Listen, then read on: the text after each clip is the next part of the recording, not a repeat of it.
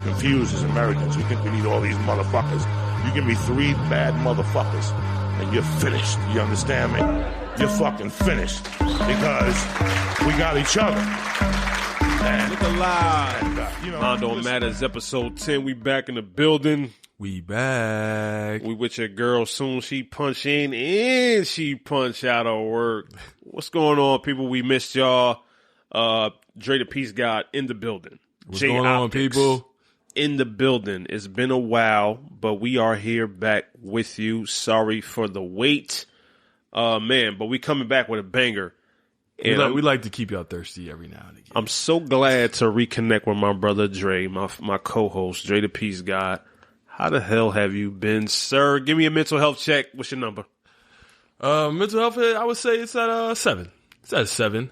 First and foremost, though, I am so happy to reconnect with you too. You know, especially on the pod. I love you more and everything. But the mental health is at a 7. I got some things looking really bright, especially as far as work wise. Just life is good. Even when the challenges, come up, they're not weighing me down. Life is good for real, man. And I'm definitely going to conquer this shit. So it doesn't matter. It doesn't matter what's in front of me. I fucking love it. I love that, man. What about you, bro? Yo, I don't want you to get excited. Oh, boy. But on a scale of 1 to 10, I'm about at 9.7. Oh, that's beautiful. I'm at a 9.7. And the only reason why I'm not at a 10 is because, remember I had told you that I'm thinking about making a life decision that I can't talk to y'all about. Mm-hmm. And it's like a choice that I'm going to make that's going to change my life forever. Okay. I just got to make the decision to say, yes, I'm going to do it. Okay. I think I'm getting closer to saying yes. Okay. And once I do it, I'm at a 10 forever, bro. Really? I'm at a 10 forever. Really? So right now I'm at like a 9.7. And when I'm operating in this kind of vibration, I'm top 5. I got to be a top 5 rapper of all time when I'm operating like this. So I love where I'm at right now. I can't wait for it, truthfully. I love this energy. And it's sort of like stuff around you be happening, and it's like stuff that's negative, but you really can't even get into my sphere right now because there's so much positivity going on inside the body that it's like you can't even crack this code and shit like that. I love that. I'm at a 9.7. I love it. Yeah. You get what I mean? But I got a quick question before we start. Okay. Right? Because the people out there who've been waiting for us to talk about something, they kind of looking at the title of the episode and they're like, what the hell y'all about to come back with? I got a question for you. What does Barack Obama, Bill Clinton, and Brad Pitt have in common? Damn, that's a stumper. I wasn't expecting that. Barack Obama. You ain't gonna get it right. Probably not. Bill Clinton and Brad Pitt? Yeah. Have in common? Yeah. 5, 4. They all 3. Dealt with a Michelle? 2. Life? I don't fucking know. I mean, between them, as popular and good looking as them dudes is, they probably all did deal with a Michelle, to be quite honest with you. But they smoke weed? I don't know. Here's the commonality between them 3 gentlemen. Yeah, give me the 6 degrees of separation from They them. was all smashing their coworkers. Barack met Michelle at work. Oh, shit. Bill had Monica that shit Lewinsky. just blew my mind. At least he said he didn't have her, but it came to find out he did have did Monica. have her. Smash. He was getting the gawk Wow, 3,000 on the my dress. Mind. I would never guess that. And then Brad Pitt had Angelina Jolie on a set of Mr. and Mrs. Smith, and they wound up having, and they married their kids or whatever like that. Stuff. But so, damn, I never even fathomed that. And I read the freaking Michelle Obama book, and damn, she did say that shit. Mondo Matters. Why the hell are y'all even talking about that? Why? Because today's topic is we talking about workplace romance, smashing coworkers.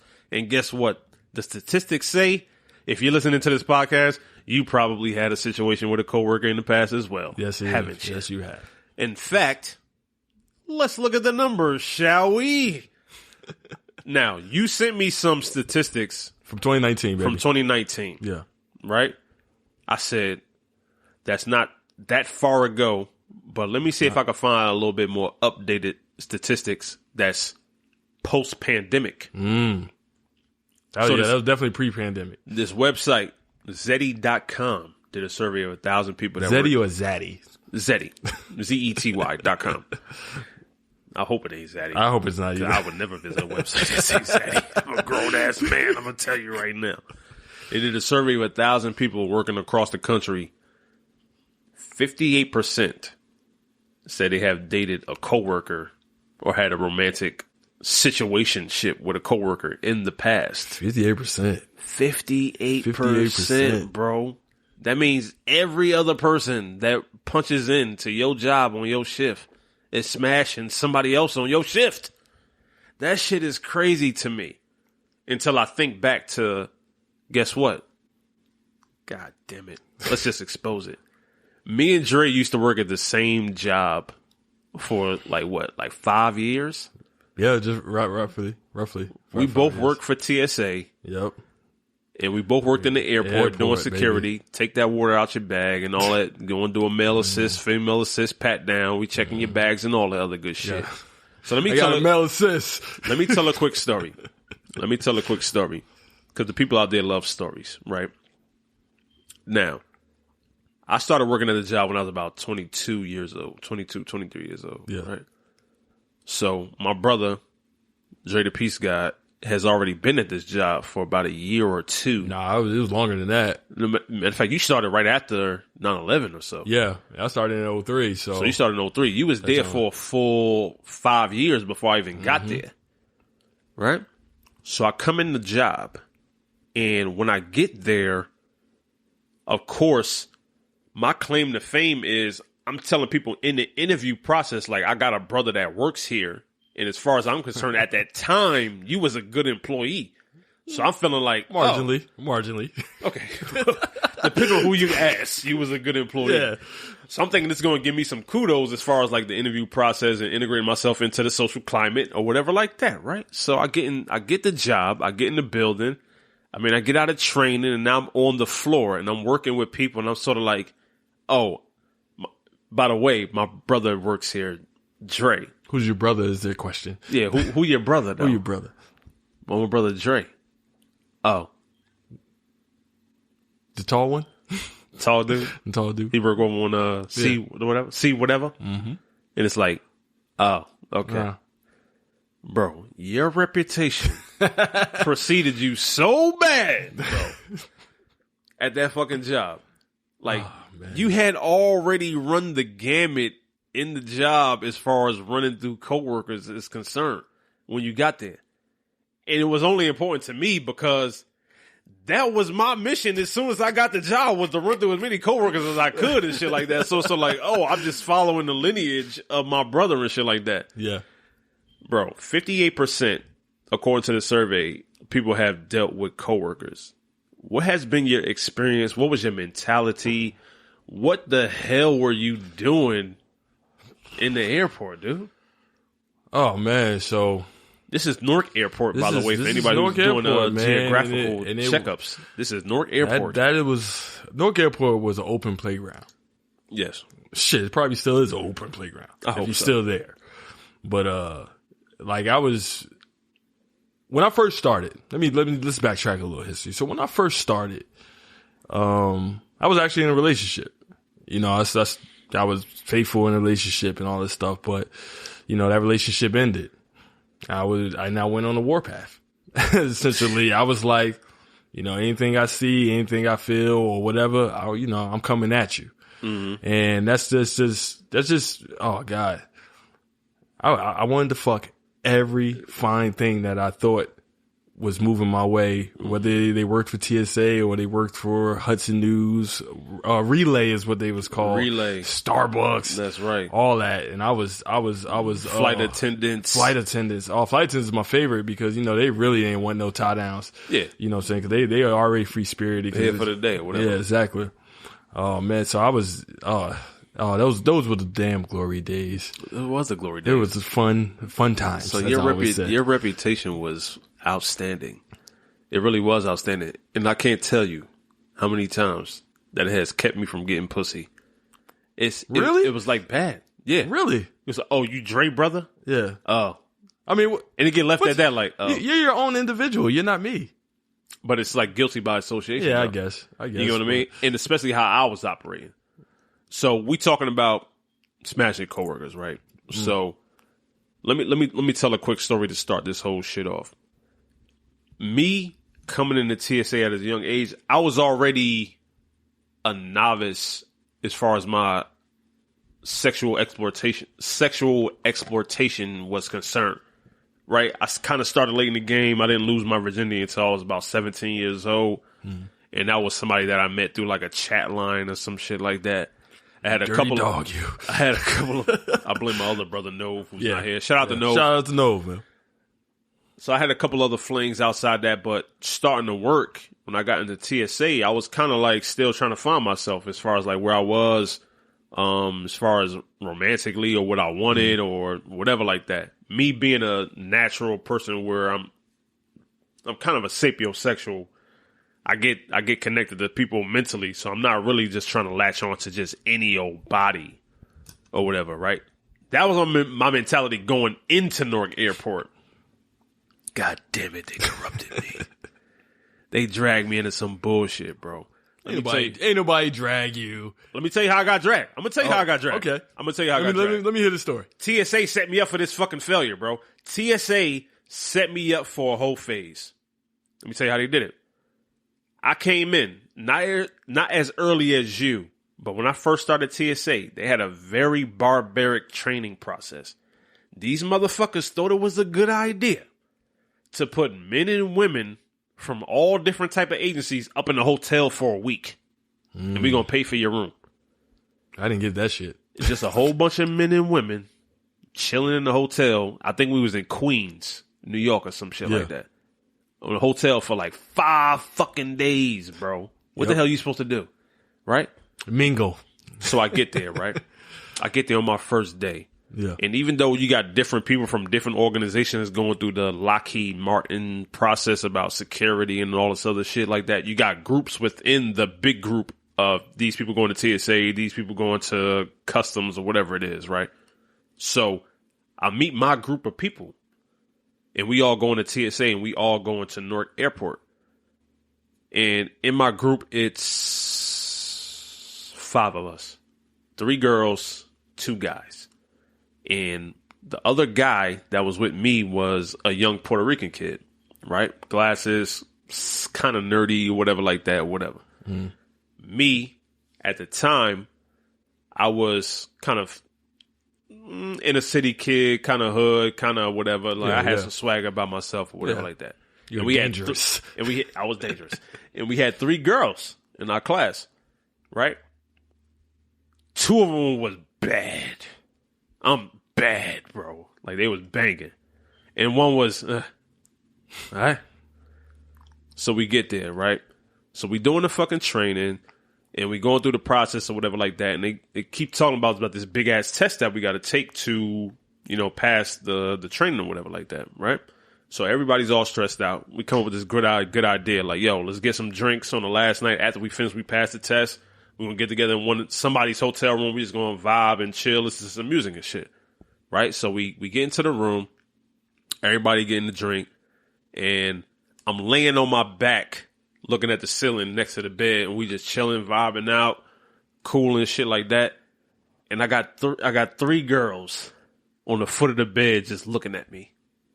And they like asking me all these fucking questions. But you know what they was thinking? They was wondering which one was going to fuck you. And they probably was thinking that. Yes. But the conversations that we've had all the week that we have, I know every single one of them got a boyfriend. And one of them was engaged. So I'm me being the conservative sexual person I was at the time, I'm thinking to myself like, all right, cool. Like I'm playing this shit cool. We all cool. Bam, bam, bam. Or whatever like that. But goddamn it, I had my eye on one of them. One of them attracted the shit out of me because I felt like she was so bad. Her body was like, oh my God. Right. So I'm like, all right, cool. I'm going to play this shit cool. You got a boyfriend. I'm going to be respectful to your situation.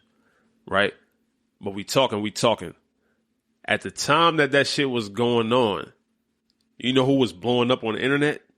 Panky, the porn star. Oh my God. So somehow, some way, between the drinks and the Hennessy and all this other margaritas and shit like that, the conversation came up about oral sex. Before you go on, let's give some context, you know how Just feels about Pinky. If you check out one of the last episodes, I believe it was episode 6. Now, this is circa 2005, 2006, right? Somehow the conversation in the whole room, somehow the conversation in the hotel room turned towards oral sex, head and shit, right? I don't know how, but we talking, right? I got 3 women looking at me. The liquor is kicking in. I could see the lust happening and shit. I'm being conservative, so I'm not taking advantage just yet. No, not yet. One of the girls is talking about what her man does and what he don't do. Oh. And she turns to the girl who I'm attracted to. And she says, it's like, what's your man be doing to you? And she goes, oh, my man don't do that. Did I say, I was laying on my back looking at the ceiling. Nigga, I leaned up like the Undertaker. Like I was coming back to life.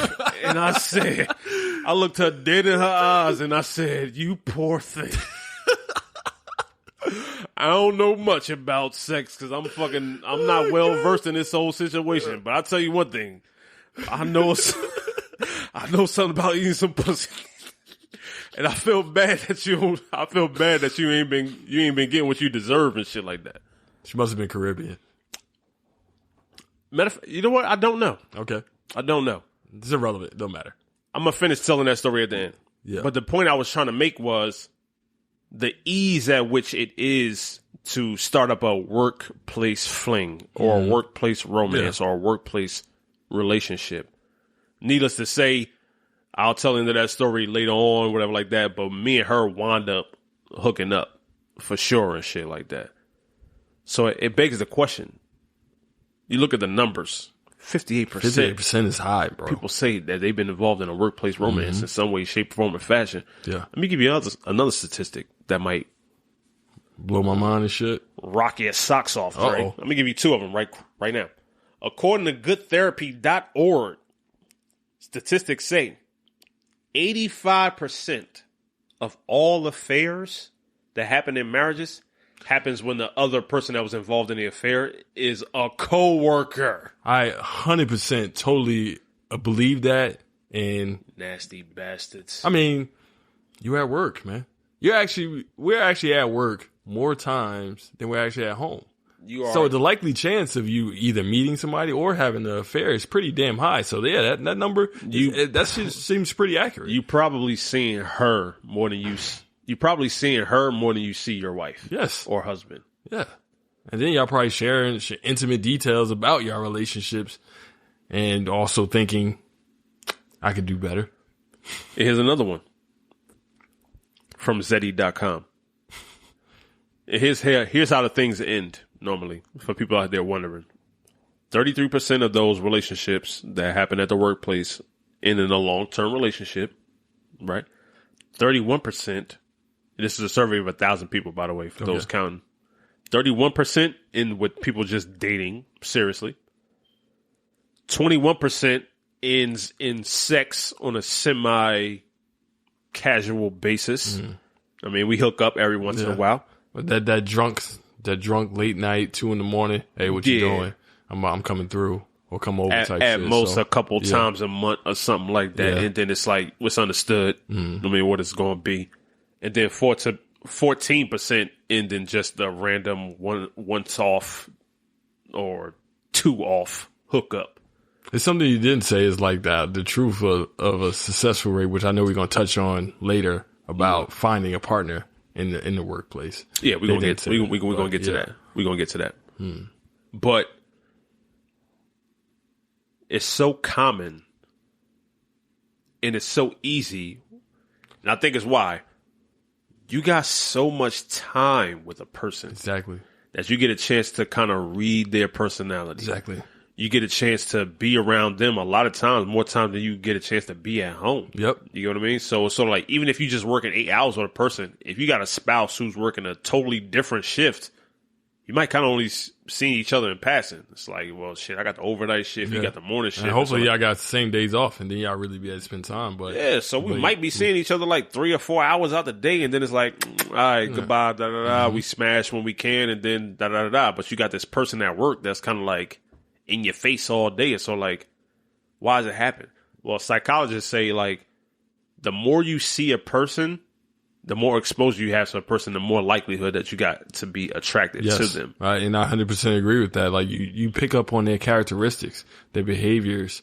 You know, you really get to know a person while you work with them, because y'all got, especially if y'all engaging in regular conversation, whatever shift that y'all on or whatever task y'all doing together. You know, you're finding out who this person is. So yeah, you become attracted to them. Not just off of physical. You be like, oh, I actually like this person, or I like having a conversation with this person. And then even if you got a significant other, you're thinking like, oh, I don't even see this person anymore, or like I used to. And you know, you start to think that said person at the job is a better replacement. And yeah, it's usually not the case, but like it just, I feel like it's just something that comes naturally while you're working, especially working with, you know, even amount of, you know, male and female interactions. You know, I not just at TSA, you know, I worked for Amazon too, and Amazon's a playhouse. I bet it is. It's a playhouse. I worked at UPS and it was damn sure a playhouse. It's a goddamn playhouse. And I'm kind of actually thankful for the job that I got now, because I'll probably be in trouble, I'll probably be in trouble. It'll be because it'll just be doing painting this. To be painting the place red. I'll be painting the place red and everything. And God forbid that they start hiring more women up in this motherfucker. And I'm like, oh God, no work is gonna get done by me. None. Yo, you know what's so distraction funny? Sometimes. You know what's so funny is sort of like, I think it's something to say about stressful jobs too.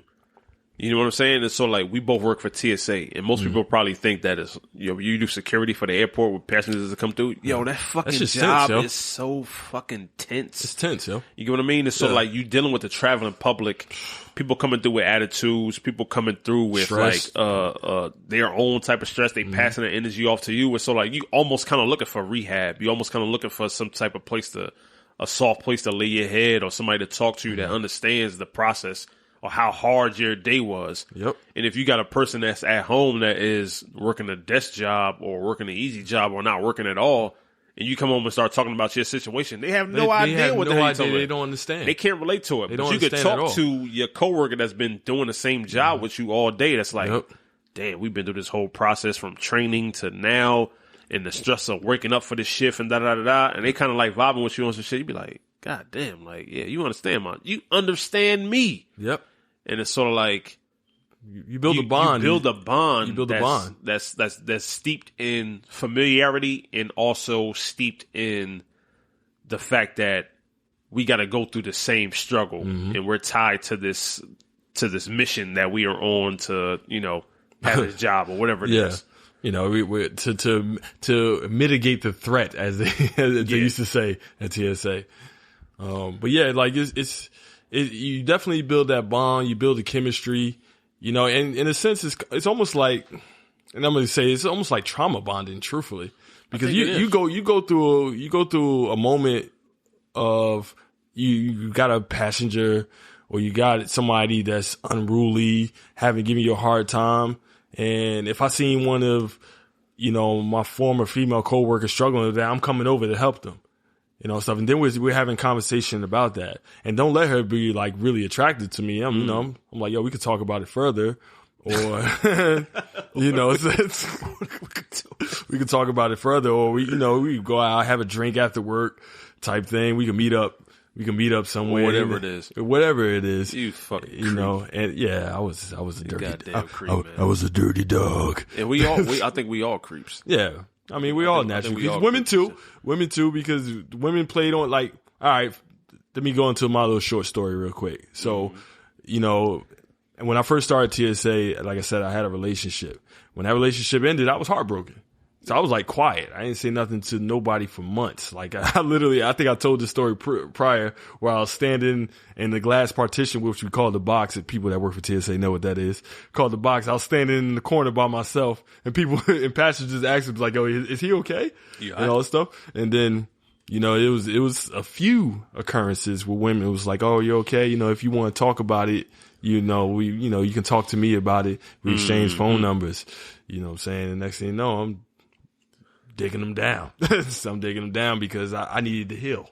I needed to heal. And that was my medicine. That was my medicine. That was my therapy at the time. Yeah. Is it a good way? That's debatable. Maybe not. Who That's knows? Debatable. But like again, we just, you know, you just around somebody and they notice certain things, and you develop, whether it be feelings or intrigue of one another, and be like, I got to ask these questions. I want to know more from this said person and all that stuff. Or, you know, you just really want to fuck, get your nut off. So. Yeah, I totally agree. I want to make sure the conversation goes heavily in the male perspective of the whole dating in the workplace. Because obviously we can't speak for females. Oh, no, not at all. But at the same time, it's sort of like, when you in such close proximity to other females, whether or not you dealing with them or not, and you see how they deal with other male employees, you kind of get a sense of how the game works. And goddamn it, ain't it a game? Goddamn Game of Thrones. I learned this shit in my first week dealing with somebody who I had no intentions on dealing with anything past being a coworker with. Yeah. As soon as she had said, "Oh, my man don't do that," it automatically went in my brain like, "Oh, this is an opportunity for me." Yep. "Oh, your man don't do that?" I love doing that shit. Ears perk up. So let me tell you how that story ended, right? Yeah. So we in a hotel at Queens, and she says, we was talking about oral sex, and she said something along the lines of like, "Yeah, my man don't do stuff like that," or whatever like that. And even though I was still a novice kind of sexually, I knew that was some shit I love doing and some shit. So I leaned up like the Undertaker. I'm like, "Hey, listen, I love doing shit like that." I just had to let that be known and shit. Right. So. Did the sauce help to that? With that? Yeah. Fuck yeah. It did. God damn it. Sauce always helped me, Yes, me in my life. So I'm looking at 3 women who I could kind of tell was either feeling my vibe or attracted to me or whatever like that. We were just having a good time. I wasn't trying to take advantage of anything or whatever. And mind you, I know that all 3 of these women are in relationships already and shit. So we leave the hotel room. I dap my man up, the Puerto Rican kid. And I'm like, all right, cool. Let me head back to my room. It is what it is. I'm heading back to my room. I put my key card in my door, and it doesn't take. It just bleeps red. I'm like, oh, this shit ain't working. I do it again. Shit bleeps red again. I'm like, all right, fuck. I do it one more time before I head down to the desk. It goes green. I'm heading into my room. I take one step in and I stop. Why the hell did I stop? Something in my brain triggered. I didn't trigger this shit myself, Dre. Something in my brain triggered and said, you need to go to her hotel room. Yeah. I have no idea why. So I walk down the hall. I know what room she's staying in because she mentioned it during the talk and shit like that. So I go to her room, and I have no intentions on... You had no intentions. I don't know. You had no intentions? Did I have any intentions? Something triggered in your brain, you definitely had intentions. I don't know, bro, because I wasn't that type of dude, but maybe I was that type of dude tonight. You also had the sauce. You know what I mean? That inhibitions was gone. The Henny was going that night, maybe. It was gone. I knock on her door. Was gone. I knock on her door. Hey, what you gonna say when she answer the door, Jay? Because you're taking a while to get to the door. I'm just gonna say it. Yo, I enjoyed our conversation. I'm really not sleepy. Would you like some company or some shit like that? Because I ain't trying to go to sleep right now and shit like that. Maybe you want to stay up and kick it or some shit, like have some more drinks or some shit like that. She opens up the door.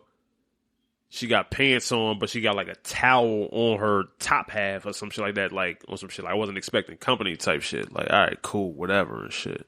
And I told her like, yo, I really enjoyed our conversation.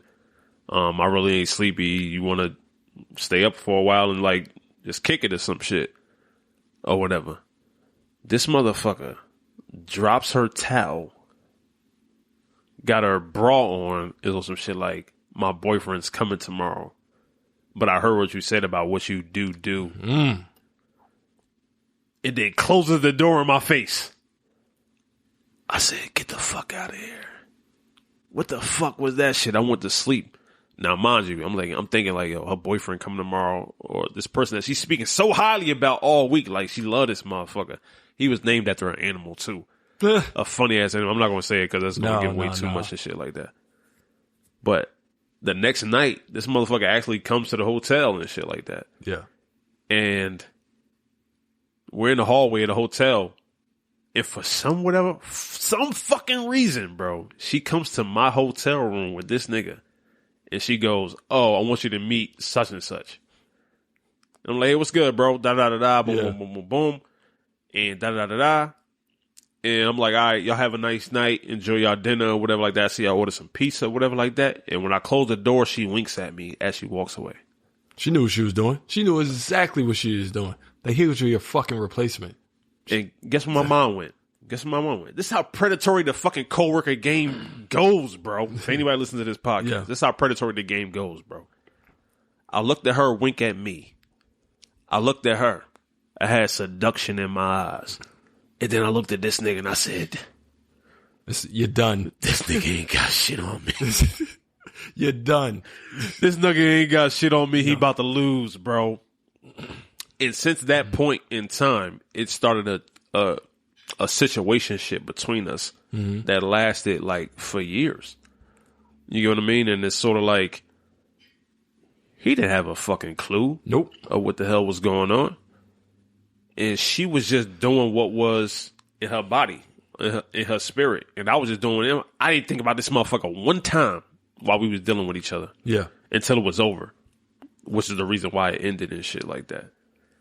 But the whole situation about being with coworkers, whenever you put men and women in the same situation where they got to be around each other for a long period of time, it's almost like bound to happen. Yeah, it's almost like monogamy goes out the window. And it's like a pause on, it's almost like a pause on monogamy. Yeah, it is. I think they,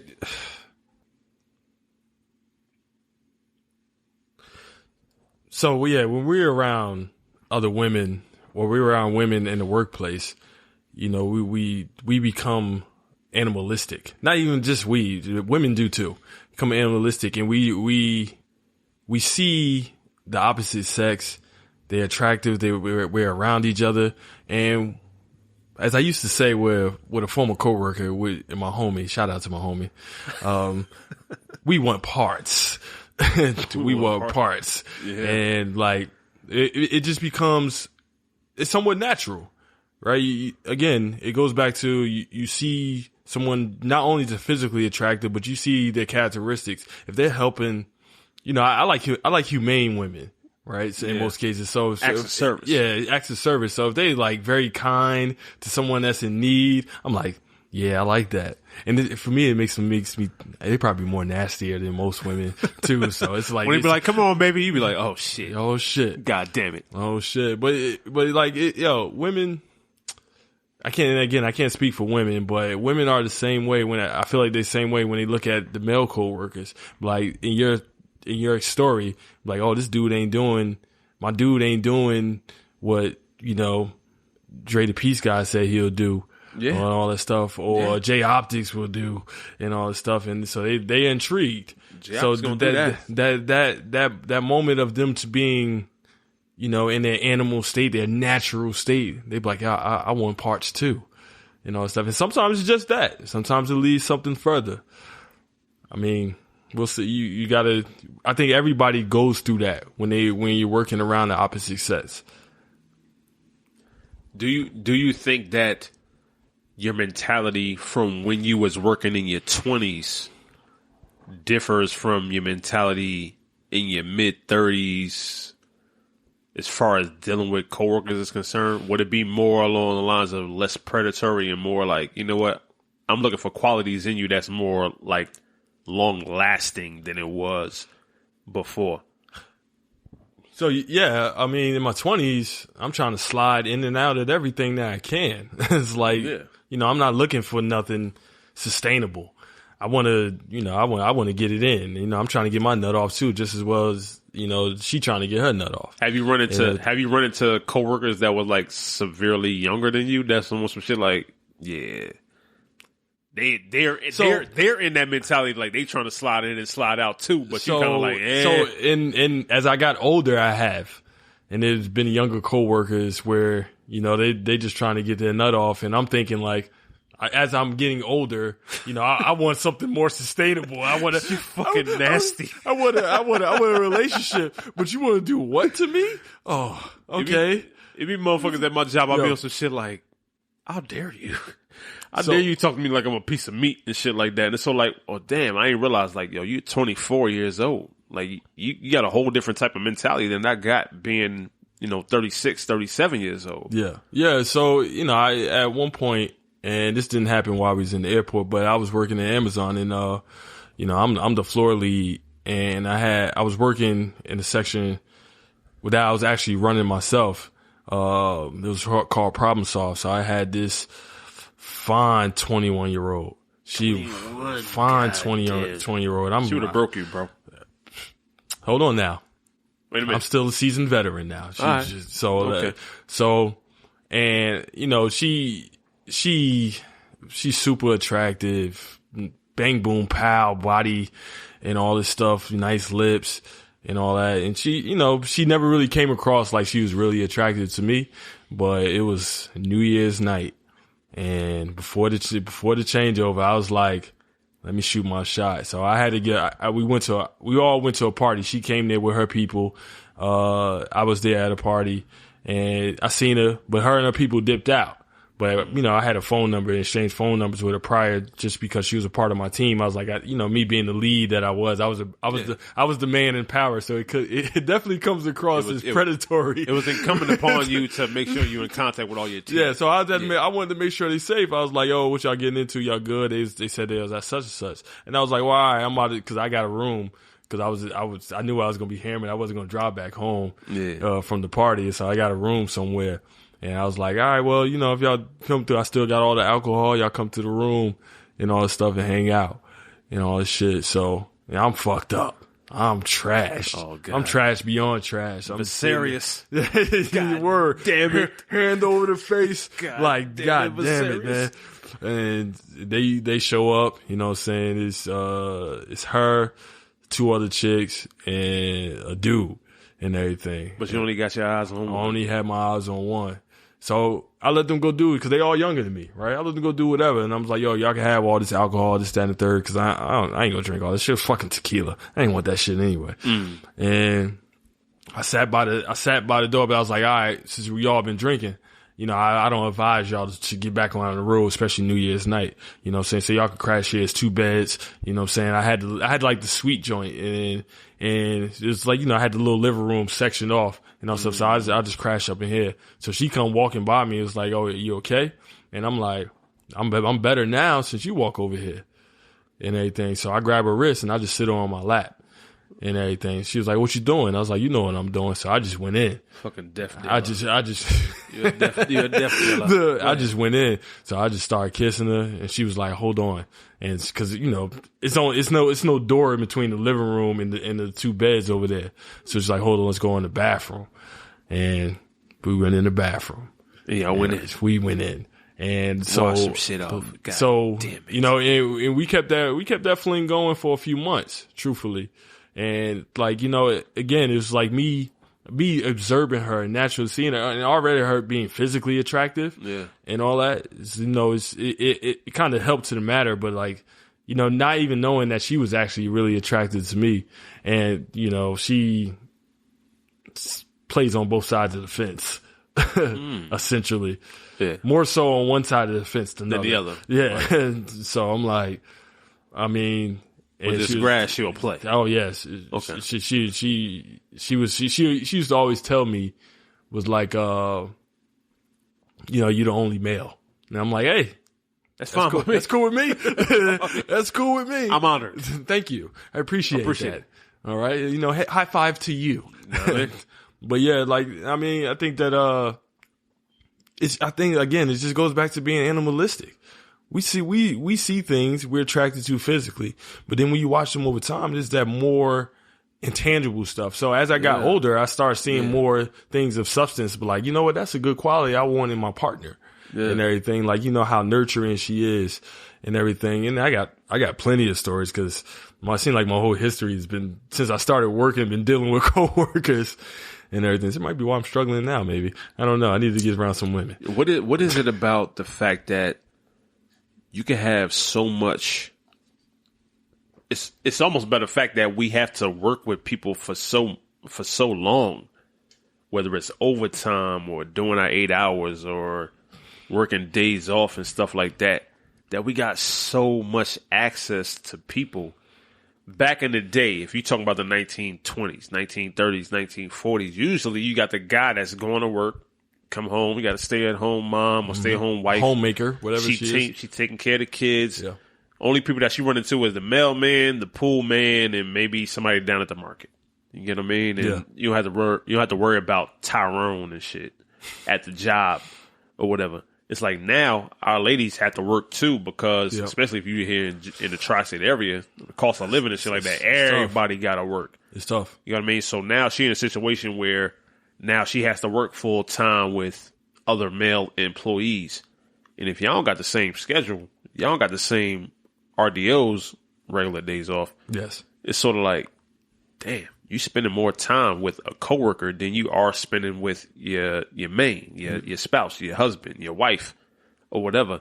And it's so like, it's so much access that even in my situation at the hotel room, when you know that the partner that you with has some sort of deficiency or something about them that is lacking. She's not being fulfilled. He is not being fulfilled. Mm-hmm.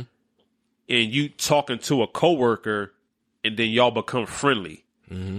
And it's sort of like, oh shit. It's only a matter of time. It's only a matter of time.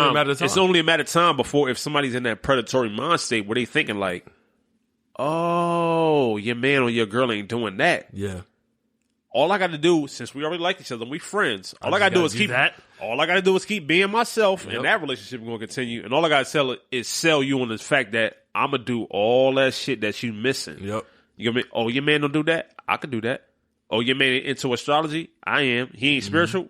Yep. I am. Yep. Or your girl don't like sucking dick. Oh, I'll do that. Yep. And it's so like, you're 100% fact. And this is, back to your question, is like what I've learned from my 20s to my 30s. I also have learned to not express certain things to women coworkers because if they are attracted to me, or even if I'm attracted to them, not to say certain things. 'Cause I want to see them as themselves. Because if I give you the playbook, they gonna take it. They gonna fucking play the shit. They gonna run the plays. They gonna run the plays. And next thing you know, their mouth gonna be all over me, and I'm gonna be thinking that it's something fucking all over it.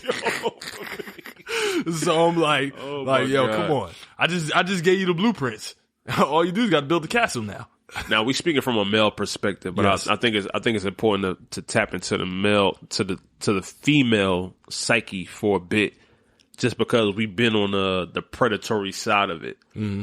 I would say for me personally, I'm a very conservative sexual person. I consider myself a sapiosexual. Like if I'm not like attracted to you mentally, it ain't really no room for us or whatever. And if I am going to make an exception for you as far as like, the mental connection ain't there, but I'm attracted to you physically, you're going to be the only one.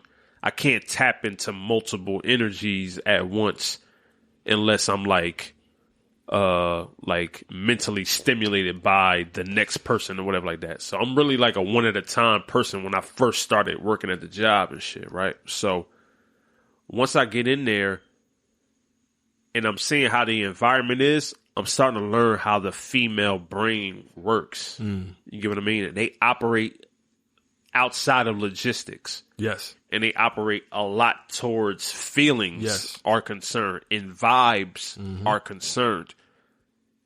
It's so fucking easy to take advantage of that as a man, especially once you get in there as a coworker who disguises himself as just a friend. Oh.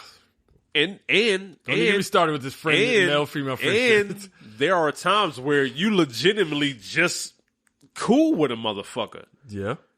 But through your conversations, in your responses, in your rebuttals, you'll be on some shit like, my boyfriend or my husband, da-da-da-da-da. You be on some shit like, oh, he do that? Yeah. Oh, that shit kind of crazy. Yeah. I don't think that's normal male behavior if he doing that type shit. Yeah. Yeah. Or she might say something that may be on some shit like every dude do. And he be on some shit. She might bring up some shady behavior from her boyfriend or her husband or some shit like that. You be kind of thinking in the back of your head like, this motherfucker probably cheating on your ass. Be quite honest with you. So like he went out with who last night? Like that doesn't. You're like that shit don't kind of add up. That shit don't make sense to me. And what you do? You kind of say something in friend zone stuff like, oh, make sure you be careful. Oh, hey, you got to watch that. Yes. Hey, be careful with that. I think you might want to investigate deeper into that. Hey, protect yourself or whatever like that. And then she started looking at you on some shit like, oh, you got my best interests at heart. Like, you really care about me and all this other good stuff. And then next thing you know, shit start getting real rocky in y'all relationship, or you away from home, or y'all in training together, or y'all doing whatever. Don't let it be no fucking business trip where y'all get sent away. And then it'd be a business trip out of state or some shit like that. And you sort of like, God damn. You are promoting every single thing I want in my partner, plus you're a friend, and it's sort of like, yeah, I'm about to give up the box, or yeah, I'm about to give up the dick. And it's like, it's so easy as a man, because we only can speak from a male perspective. Of course. When we make friends with females at our jobs, y'all give up all the fucking plays to the game to win the fucking game. Yep. And we just jump in and be on some shit like, all I got to do is be myself, right? Because, and this goes into my theory, Drake. Stay with me. Okay. Let me hear this. The theory is fan versus teammate. When you with a chick, y'all on the same team. Y'all are teammates. If you're lacking in something, I'm gonna be looking at you. Hey, I need you to step the shit up. All right, because we losing right now. We want to win this game. I need you to do X, Y, Z. That's a lot of pressure. Yeah. When you a fan, hey, as long as you scoring 30. All right, as long as you putting out the hit records, right? I'm on your side, and I'm gonna be. As long as you hitting on my ticket that I bet on, I'm gonna be giving you the biggest applause ever. I love you and shit like that, but I don't got to deal with none of the responsibilities that come with being what you are. You get what I mean? Side piece energy, truthfully. Right. So when you the coworker and y'all are friendly, you automatically slide yourself into the side piece category. Until you actually make the decision that, yo, I want to take advantage of this situation. You get what I mean? Yeah. So when you're a teammate, I'm holding you to a different level of accountability. You know what I mean? You got to hold up to your end of the bargain. When I'm a fan, all I got to do is sit back and support you whenever you do good. And when it's not good, then, hey, I move on to the next star athlete. Yep. You get what I mean? So it's a privileged position to be the work spouse. The work. Have you ever been somebody's work husband or work boyfriend, or somebody felt that way about you? I don't recall nobody ever actually saying that to me. They may have felt that way about me, but ain't nobody ever say that to me, because I've always, in my experience, I've always been the type of person where I don't gravitate or get close to someone that I don't have intentions with. Whether it be a sexual intention or it be a matter of me really wanting to get to know and actually try to be with that person. So, you know, I have been friendly. I have been cool, and I'm usually a down to earth person. But when it comes to like, you know, like coworkers, I mean, I never heard nobody call me their work husband or work boyfriend or spouse or anything, you know, because I usually actually was either doing something with them, or I actually became their boyfriend or something like that. We were sometime in the word of 2020 entanglement. We were in some type of that mode, but never been actually called that, at least to my knowledge. You know, who knows what people say when I'm not around. I bet you somebody felt that way, though. Oh, yeah, pretty much. All right, so let's get back in line. Workplace romance, smashing coworkers, pros and cons. Because there's pros and cons to every situation. Yeah, of course. What you want to start off with, the pros first or the cons? Let's start with the pros, man. All right, so let's start with the pros. We came in with a list of pros and cons. Dre came with his own list. I came up with mine, right? And if we have one that is in conjunction with each other, we'll just agree on it. But we'll bring up our pros and cons accordingly. So I wrote up a couple of easy pros. Give me yours. Let me see. The easy pro is the access to the person. If we're on the same shift, we got the same days off. I really fuck with you. You know what time they free. You really fuck with them. You know what time they free. I know what you got going on at work because we here together. I know what you got going on after work. You got to pick up your kid and drop him off or shit like that. Exactly. If I really fuck with you and you ain't got no man or whatever it is, it's not complicated. I know exactly where you're going to be at. You're going to be with me at work and after work. So I would say that access to the person is the first pro. Which I can actually agree with. I mean, I don't really have no negative thing to say because it's true. Like if you know a person's schedule because their schedule is similar to yours and everything, you know what time you can spend with them. You know when you can actually hit them up, whether they into something, they have their own relationship outside of work with something, you know what time you be like, all right, let's meet up for drinks. Let's go to the short stay on 1 and 9, which everybody has been to that lived in Jersey. Everybody's been to the Loop. Yep. Everybody been to the Loop. It's actually a pro. I agree with that pro wholeheartedly because I have done that pro. What's one pro you got? Well, truthfully, I think that you can actually find your partner with a coworker because you get to see a person. I wouldn't say in their raw form, but you get to see their characteristics. Totally, you get to see them, normal.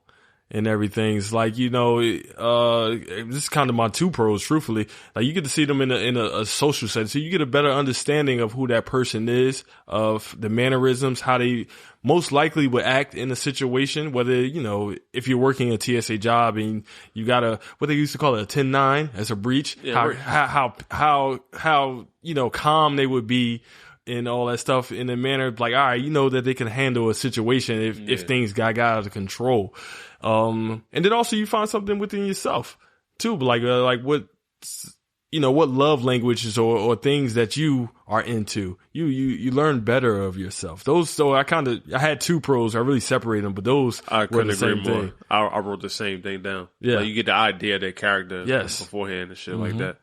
Another pro that I wrote down is, see if you follow me on this one, is sexual reputation.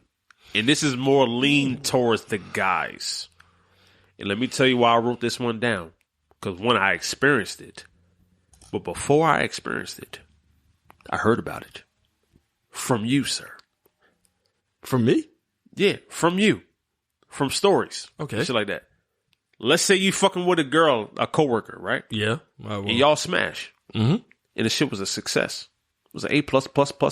I aim to please. And then you happen to run in that particular person that you smash happens to be a very chatty person or somebody who is forthcoming with her entanglements and stuff like that, or her pleasures and shit like that. She gonna spread the word about your deviousness and your pleasure exploits and shit like that.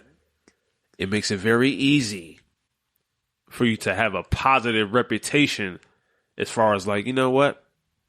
That motherfucker Big J or J Optics or Dre the Peace Guy, that's a good time. So if you are the type of person who is looking to spread pleasure around your job is concerned and shit like that, you could have a pro as far as saying like, you know what? Yeah. I'm gonna let you do the work for me. I don't gotta say nothing. I ain't gotta say a word. So when I talk to the next one, they're gonna say, "Oh, I heard about you." Yeah, I heard about you. Which I have heard before. And I've heard about that before. Yeah. So yeah, I would say that is a pro if your aim is you're young and you're trying to, conquest. I mean, yeah, only thing to that is that you and I wouldn't even say it's a con. Like, I feel like for me personally, I made it a challenge, right? Soon as somebody says something that was, positive about the experience they had with me, that, I got to live up to that. So the next person, whoever I gave it to, whoever I gave this D to, you getting that. And then you probably getting something extra because I got to build upon that. So it's like, it's not a con. It's just like, it was only making me a better It's lover. the pressure. Yeah, it was the pressure. Yeah. And all stuff. Like, shout out to the homie. He's always called me Triple D. And it's a deep dick in him, Dre. And I'm like, yo, chill, because now I gotta fucking do that to everybody. Every game I gotta is game do that 7. to everybody. Every game is game 7. Now I'm taking the final shot and all that. So like, it definitely led up to the lore of myself that I once lived up to while I was working at those jobs. Oh man, that was. It's like when they sing songs about you, you want them to say something and shit like that. You know what I mean? Yep. So it's like, I heard about you. It's sort of like, you haven't heard anything. Mm-mm. I'll show you. Mm-mm. No. My response was like, "Oh, what you heard?" I was like, "Well, you ain't shit." Oh, it's like, way nah. I'm not shit. You right? Like, I'm not shit. But you talking to me, so clearly I intrigue you more than that. And guess what? You want parts. Yeah, you definitely want parts. You funny. You think you all that? Nah, I mean, we just having a conversation. You couldn't handle this. Okay. Oh, we'll see. If you say so. We'll see. Just say so. We meeting up at the bar at the get together on Thursday. Mm-hmm. All right. Okay. We'll see. You going? All right. Cool. Yeah, you'll be there, right? Whatever. All right. We'll see. What's another pro you got? Shit, man, you kind of really touched on everything with the pros. I mean, again, it's just like living up to that. Again, that having that challenge to that level that you lived up to when people are talking about you. You know what I'm saying? Like it's not a con, but it can also be a pro because it can get you more opportunities. If you're really into that, if you're really trying to be predatory in a sense, because what we're actually talking about is like predatory behavior, and we got to make that clear. And like, it is a young man's thing. Yeah, and it's a young man's thing. You see a fine, attractive woman that you work with, you want to stroke them out. It's even one in my current job and everything, and everybody trying to get in it. And I mean, I'm looking at it like, yeah, she's attractive, she's also young, but at the same time, like, I really don't want no parts. Yeah, because I've been there and done this life already. But yeah, we could definitely get into the cons. So hold on, I got one more pro though. Oh shit, I got one more. I got one pro. You might feel me on this one. It takes the pressure off trying to holler or bag a chick because it's not so much in the moment. It's not so much in the moment that you have to work on a chick that you're seeing in passing, or you might meet her in the bar, or you might meet her at the lounge, or you might meet her on the street or some shit like that. You're like, damn, like I want to get her number or some shit like that.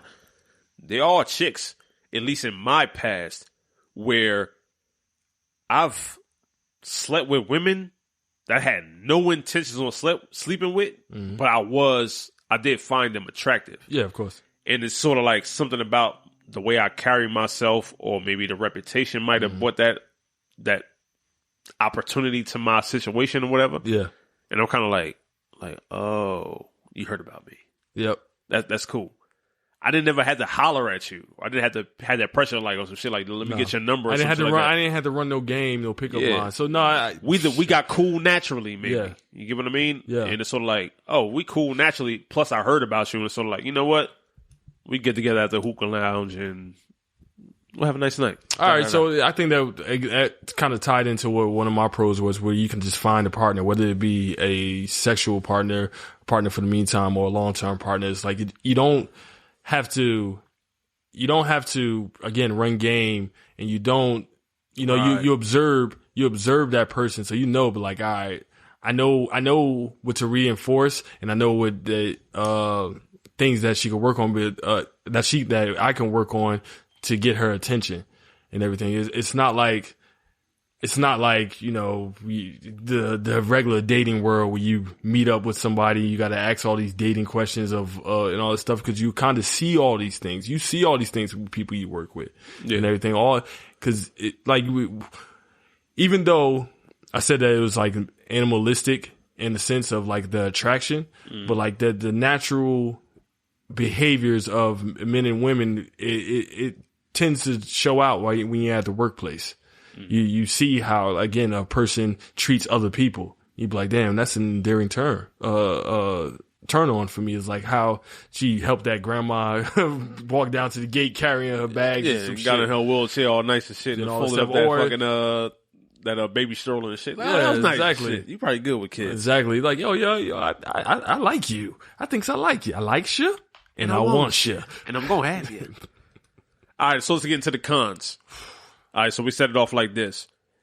So I read this statistic, right? And this shit blew my fucking mind, Trey. It might blow your mind too. Uh-oh. There was a survey conducted by Vault.com, which is a job hiring site. And it said 41% of employees have no idea of what their company's policy is on fraternizing. And I believe it. I believe it because too. I never looked into it. So it wasn't going to stop me from doing what the fuck I had to do.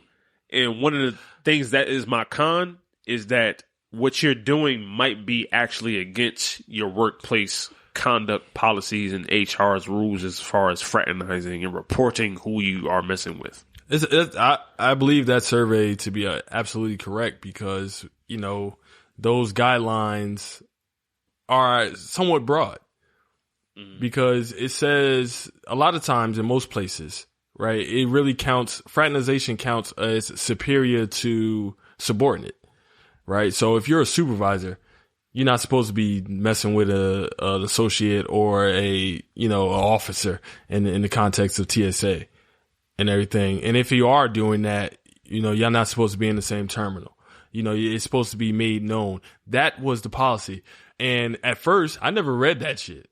Until, and it's not even my experience. I heard about someone else's, transgressions in the airport where they got in, some deep shit where they was fraternizing with officers, as a supervisor. And I'm like, now I need to kind of pay attention, even though I didn't get promoted. But at the same time, it's like, I want to know these guidelines because I got to protect myself.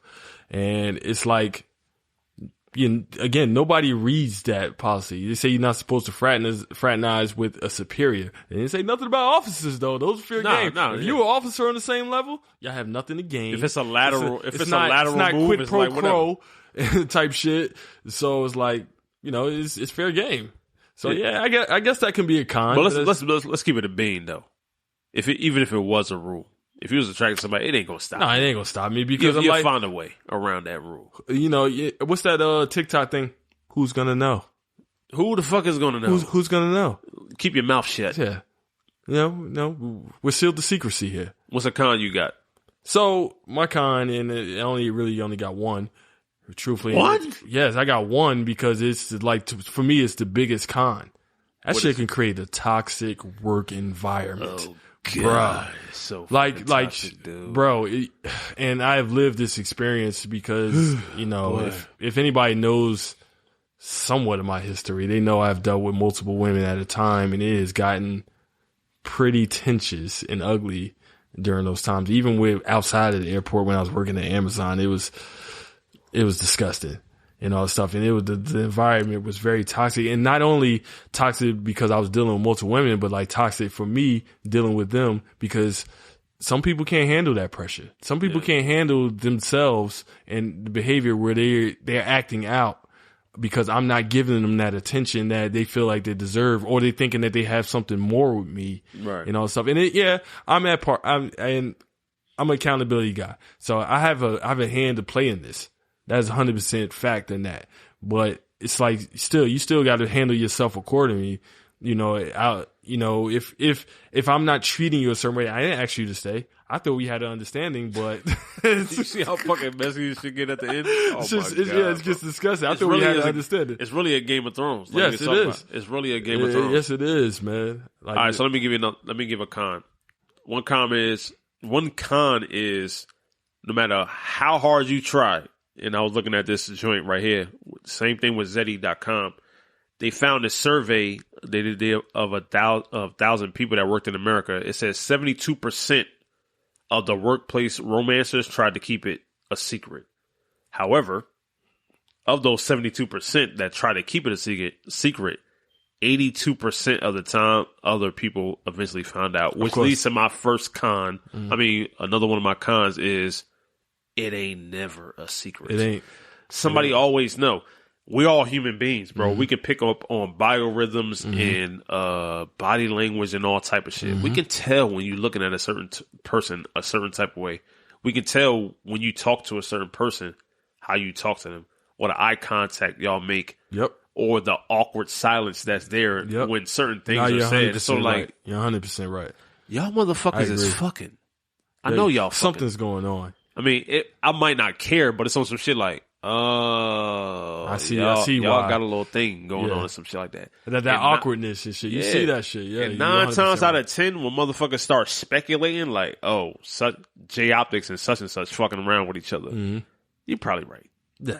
You well, according to the right. study, you're 82% right. Yeah, I mean, well, shit. So yeah, like you want to, you try to keep it a secret, especially like if you're doing something outside your relationship, right? If either party has a significant other, you try to keep it a secret. But again, as to your point, like you sit there and show behaviors.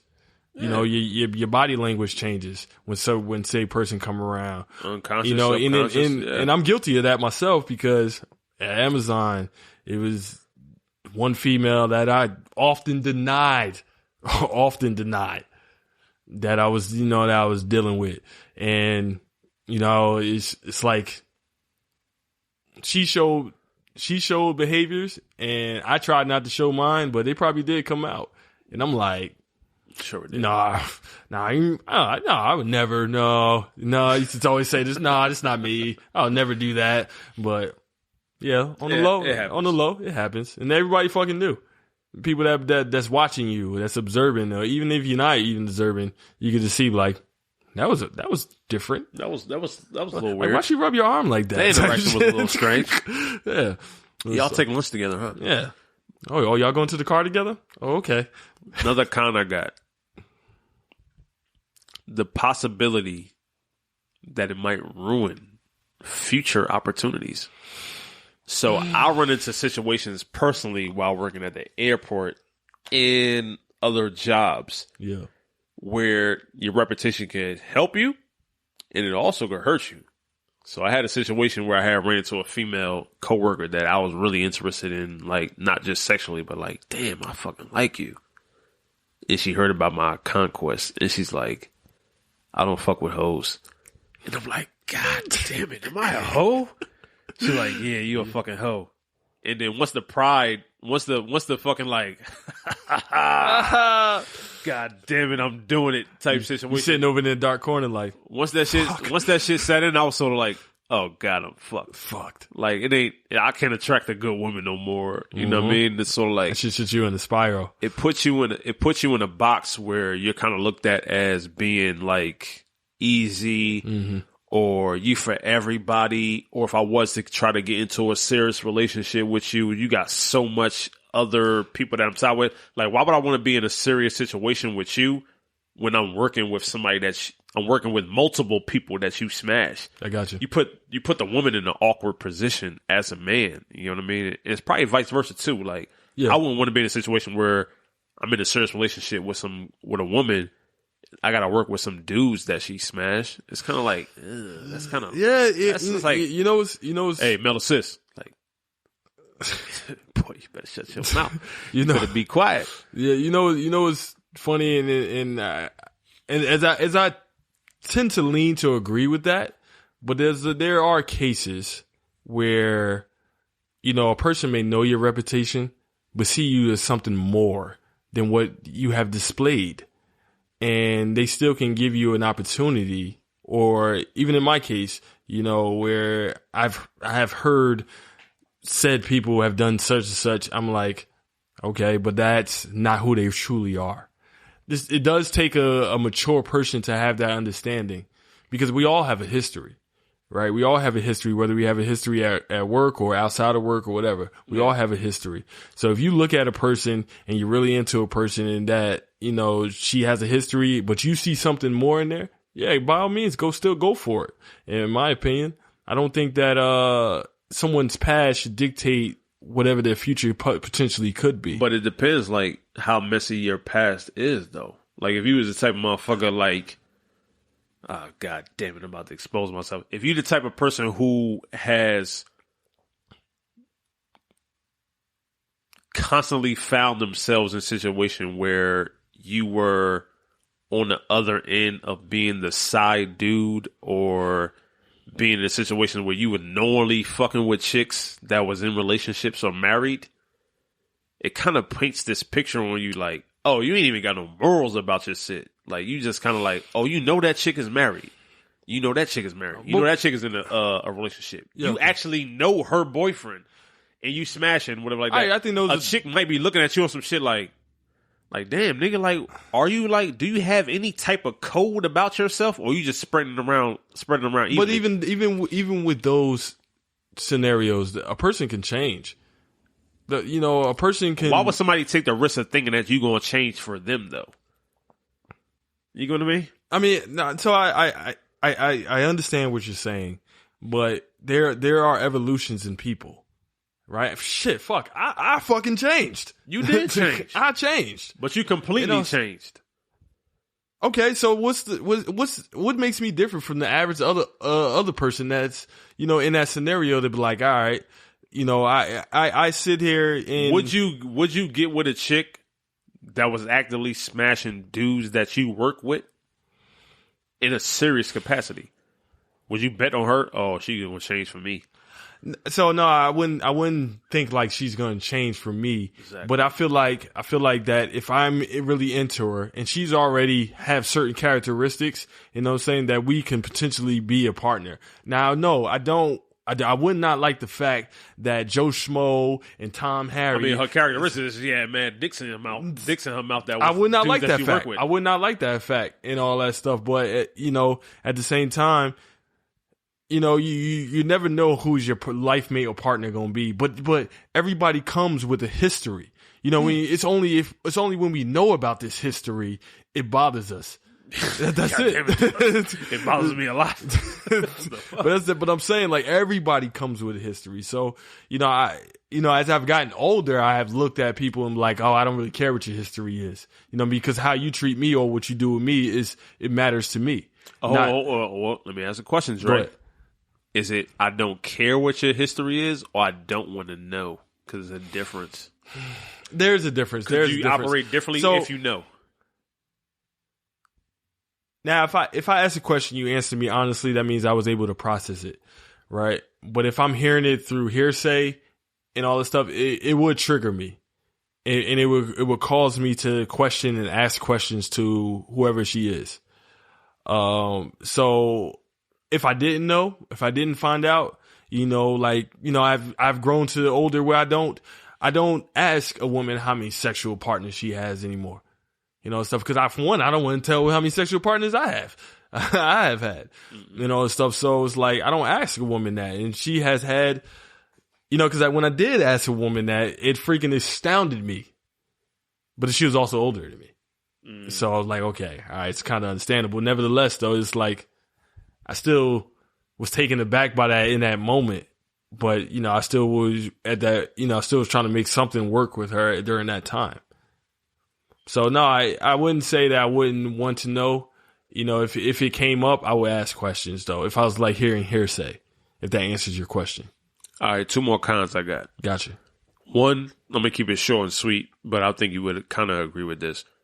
For the most part, and it's really not dependent on what kind of organization you're in, but I think it pretty much goes for all organizations. When you're in a situation where you're dealing with a coworker, and especially if y'all working together on some close shit, It is unprofessional. It's very fucking hard to have somebody that you got to work with, and y'all got to do a job together. Yeah. Because the odds get to go on and shit like that. And some shit like, God damn it, soon we get home and shit like that. Or you unable to make like clear decisions as far as like maybe holding this person accountable for certain shit. Like, you being lazy. I'm not going to say that because I'm trying to get some pussy. No, you're absolutely 100%. You know what I'm saying? I totally agree with that. It's hard. We already said that it's never a secret. And I think ladies should take heed to that you might be thinking you keeping shit secret, but especially us guys, we able to pick up on shit like, yeah, y'all niggas fucking. Yeah. Whatever. And the last one I got. I don't know if this is going to hit home for you or not, brother. Pregnancies and STDs aftermath. Whew. More emphasis on the pregnancies. Once you get into a situation with once you get into a situation where y'all motherfuckers is conjoined forever, it is very hard to end that relationship if y'all got to work together going forward. And I know you've had a situation where you've had a child with a coworker in the past. Let me give you all some context. Some context. All right, give some context. When me and her, we started dealing with each other, having relations and having sex essentially, she was my coworker. But we did not have a child until after the fact. She was gone and moved into greener pastures as far as work-wise. We continued our relationship after the fact. She became co-workers because she had multiple jobs after we worked together and everything. But we started out as co-workers, yes. So let me just make sure that's clear. All right, that's clear. Yeah. I know of situations where we've worked with people, or I've worked with people, yes, who have been in a situation where it was strictly supposed to remain sexual. Yep.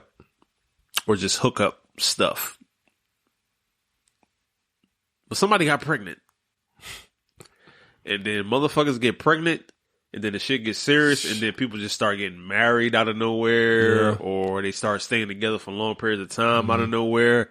And then next thing you know, they building whole families and then 1 or 2 kids. And then motherfuckers start one of them doing the whole, I'm gonna keep fucking other coworkers and shit like that. It happens.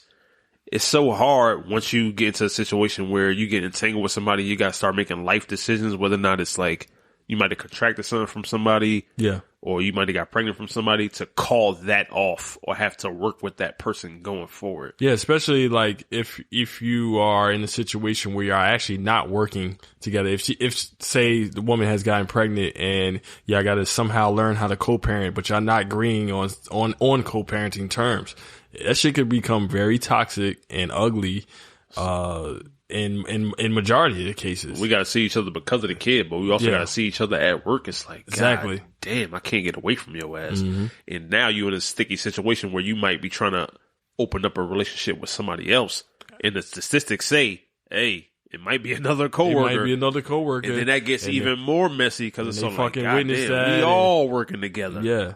You know what I mean? So it's weird. Seeing those 2 women go in the bathroom together, they side eyeing one another and all this stuff, and one saying you ain't shit, one saying you're a terrible mother type shit. So he don't love you. He don't love you. Bitch, he don't fucking love you. He gonna do the same thing he did to me to you type shit. So like, you know, it's ugly. It's ugly, bro. Let's talk quickly about the wild world.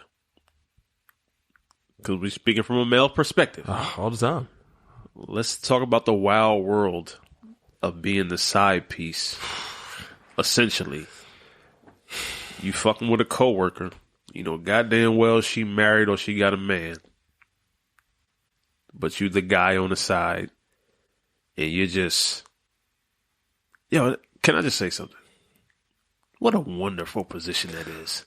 I mean, it's an awesome position. When you're at a certain point in your life, it's a fantastic position. Because all you got to do is play your role. Yep. Be you. Yep. And make up for every single thing this nigga is lacking. Yep. And it's fucking, and really, side pieces be out here winning because they ain't got no responsibilities to nothing. Nothing. Only to themselves. And that's Right. it. And like, we, like, I'm fucking still part of this community. But like, it was a life to live. It was beautiful, man. It was a life to live, man. You get to provide the novelty. You get to provide the surprise. You get to leave. You get to send them back home and shit. And you get to have this position where it's sort of like, go about your way. Thank you. I could be myself. I could do all the No stuff. pressure. I could please you. No It's pressure. like no pressure. And then like, as soon as you give me like these little inklings or whatever, like what's going on bad at home, I could be your relief to all that. Yep. I'm like, what you here I could for? be perfect like, for you. I got you. I come take care of you. Don't worry, but that nigga treating you like shit. He talking to you like shit. Come on, baby. I'll got take care of you. Don't I worry got about you. it. He can take you on the way. I'll take you on a date. I got you. Hold on now. Now I don't know about the date because that kind of gives like relationship vibes. Like that's A side piece. But for me, side piece is smashing only. Really, Nah. it's like Nah, bro. you know, if it's something we going out on dates or linking up somewhere out in a public setting, that's like, all right, now we're moving towards relationship vibes type thing. For me, side piece is like smashing. This dude ain't doing that for you. You like fucking with me. We like the fucking 4 to 5 hours that we spend together. Hey, I'm all with that. Or I was all with that. Let's be clear. I mean, essentially, you just the other boyfriend. Like you really just a side piece. So I'm saying, like, so I had a situation right where I was working with somebody who was a coworker. Actually, it was the same person that I had the hotel situation with, right? Yeah. And she was having problems in her relationship. She just happened to be so forthcoming with all the stuff that he liked. I'm sure she is. I'm sure she is. She was so forthcoming with all the stuff that he wasn't doing. Mm-hmm. And being the fact that I liked her. She was throwing you the alley. That's what it's happening. Being the fact that I liked her so much, I was just using that shit as ammunition for fucking my D-Wade to LeBron. Here you go. Yeah. just throwing the hands up and shit. Yeah. And it's sort of like, oh, I'm into this, but he ain't into that. I'm like, I love that shit. He don't like taking me out during the daytime. I'm a fucking morning person. I love going out in the morning and shit like that. He don't watch these shows. Like, I love those fucking shows. Yeah. Be bullshit. I hate them fucking shows. I don't want to watch them shits either. But I was trying to get into her good graces and shit like that. I was trying to get more intimate with her and shit like that. So I took every single opportunity that I could to try to like goddamn further predator. If I can make the predator noise, it would be fucking all further over. our bond and shit like that. Totally dismissing the fact that she was in a relationship with somebody else and shit. You get what I mean? So she in a relationship with somebody else, but she's also butt naked cooking pancakes at my house, and it's sort of like, I love this shit. I love it. Because she's about to go home in a couple of hours or some shit like that. And I don't got to worry about none of this shit. And the pancakes taste good. And the fucking and the Aunt Jemima was good and shit like that. Whatever fucking spin she put on her shit. And it's like, yo, when you in a situation like that as a man, it's such a privileged position. And I don't really think I think women who listen to the show need to take this as a cautionary tale that most men, if they do like you, though they may not come off as predatory, it is in our nature that if we do like you, to try to take advantage of every single opportunity we got to get closer to you. You can't give the playbook, man. Even if we don't even know our intentions on the end game is concerned. No, I really like you. I don't know if I want to be with you, but I really like spending time with you. At least I want something from you. Yeah, I do want something from you. I'm enjoying our time. time. Body, it could be your time, it could be your mind. I want something from you, and I just feel like for anybody, you can't give them the playbook. You really can't give them the playbook because a motherfucker that like you, you could tell when a dude is going to take advantage of you when he likes the time that he spends with you just as much as he likes the time that he doesn't spend with you. Yep. If he likes the time that he spends with you just as much as he likes the time that he doesn't spend with you, he's just using you for the time that he got with you.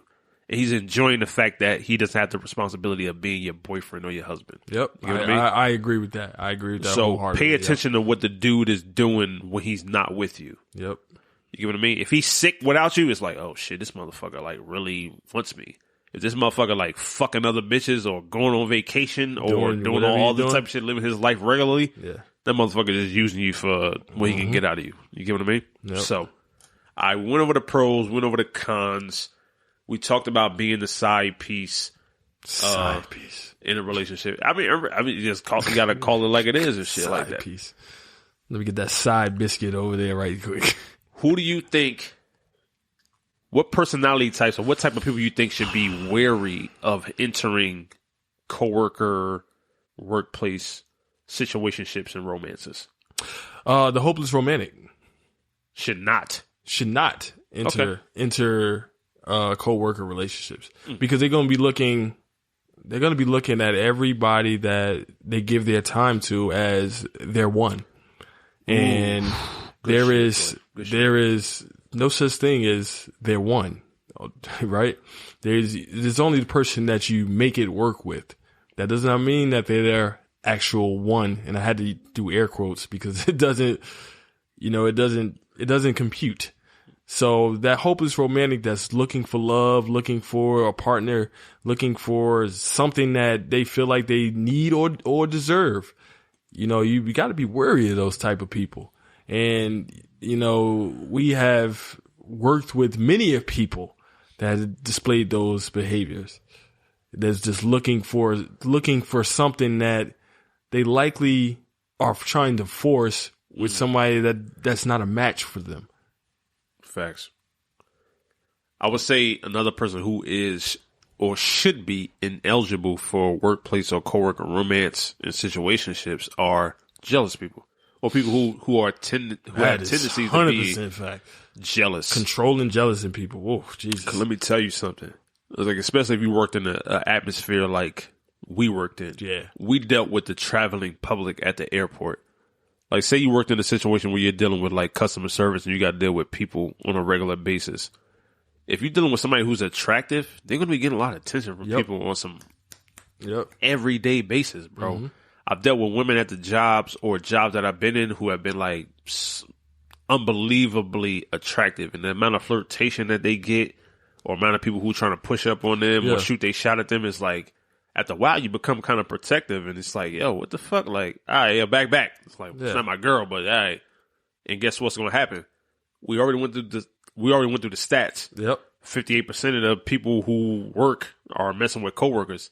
There's going to be other coworkers that's going to shoot they shot at your piece. Exactly. Even if they know it's your piece, they're going to do that. They're going to do. You know what I mean? So like, oh, this shit is all fair game or whatever like that. If you're the type of person that's going to get jealous or territorial, you should probably stay away from messing with people that's at your job. I've actually had multiple experiences where, I have never felt jealousy, but I have dealt with someone that I couldn't say a word to nobody or nobody could fucking look at me because she was dealing with me and all this stuff. And, she turned off a lot of people and, I was, but I also didn't help too because I was always in somebody else's face and contributing to her jealousy and her emotions. So I apologize that if you ever listen to this, but I doubt you will. Yeah. So I fully understand that. What else you got though? I feel like another type of person who should refrain from workplace relationships. It's not a type of person, but I feel like if you are in a position where you are in a supervisory role, you should probably refrain from because you got something to lose. That's what I was going to touch on. You should if you got something to lose, you should refrain. I would say this: anybody that's in a situation where you're working at a job and you want to fuck with somebody, make sure it's a lateral move. Don't mess with somebody up or down. You know what I mean? Okay. So if you're working with somebody up, right? Like you fucking with your manager or you fucking with your supervisor or some shit like that. And let's say like quid pro quo. Find out. Google that word. Yeah. Google quid pro quo. Yeah. Right. So you messing with your supervisor, something like that, or somebody who might be in charge of you getting a promotion later on down the line or something like that. And like we said, it ain't never a secret. If you want to get that promotion, and then somebody like me comes along and be on some shit like, whoa, time's out. These motherfuckers is fucking outside of work. Word. I think they in cahoots. Yep. I'm gonna need the board to come in and review like the whole situation upon this. We need corporate to come down here because there's a problem. There's definitely a problem. There's a problem. And then same thing, vice versa. Like if you're a supervisor and you fucking with somebody that's below you, anything that person does, like if you overlook one of them being late in attendance or you coming down on the next person, they're gonna be looking at you like, hell no. yo, you might lose your fucking job like that. And we've actually seen cases of that where like mayors and shit, we had a fucking whole president get impeached for that, Bill Clinton, right? Yeah. So you got to be very wary of that. So I would say if you're going to fuck with a coworker, make sure it's a lateral move and don't date or smash up or down in the food chain. Okay, so like that. Yeah, with that along the lines is, as it says, like something to lose. So not just your job in the manner of, go dating or messing with up or down, but if you have a spouse, you know what I'm saying, you have a significant other that you say that you love, that you're into, that you're committed to, and you got something you got something to lose from that, don't deal with no coworkers. Even though it might be so accessible, they might seem better.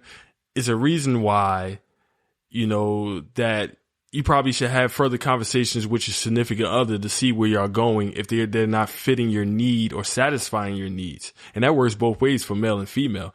Do not just look at this coworker and think that they're automatically going to be better than what you already have at home.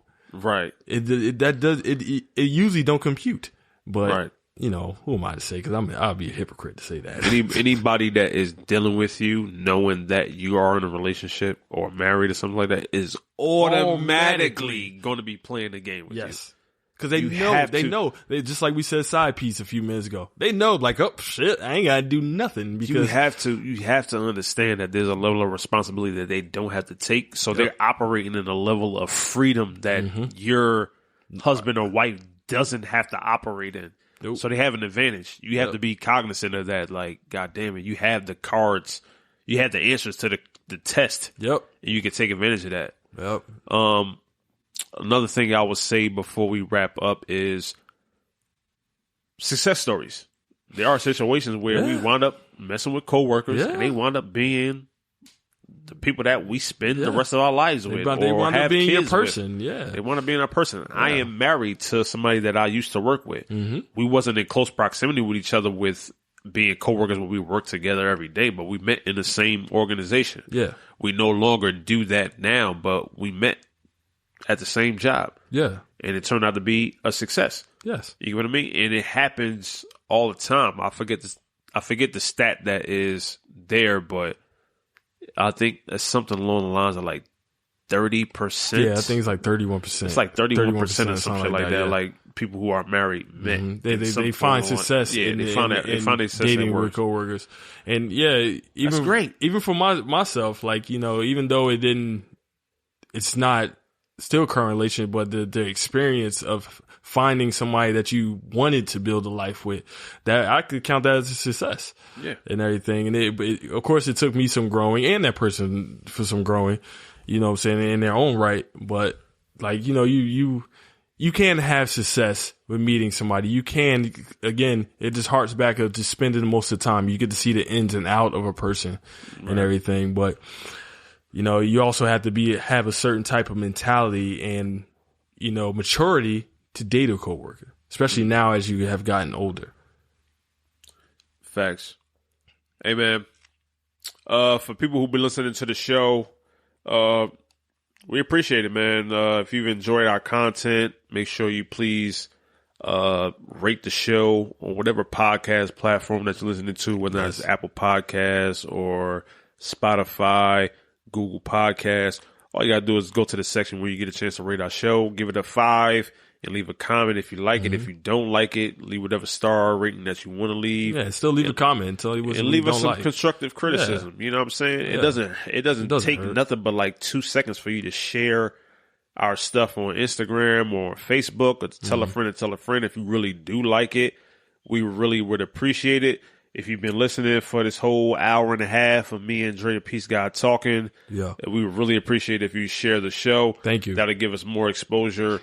And make sure you follow our Instagram page, which is @MannonnMatters. If you hear that knocking in the background, that's the heat coming up, because God damn it, we know it's getting cold, and like Game of Thrones, winter is coming. God damn it. It's getting brick as hell outside. It is getting brick outside, especially in the tri-state area. But hey, we do know that I forgot to mention that cuffing season is upon us, bro. We are in cuffing season. And it's a lot of coworkers out there that is definitely going to be engaging with each other. But hey, make sure you do it responsibly.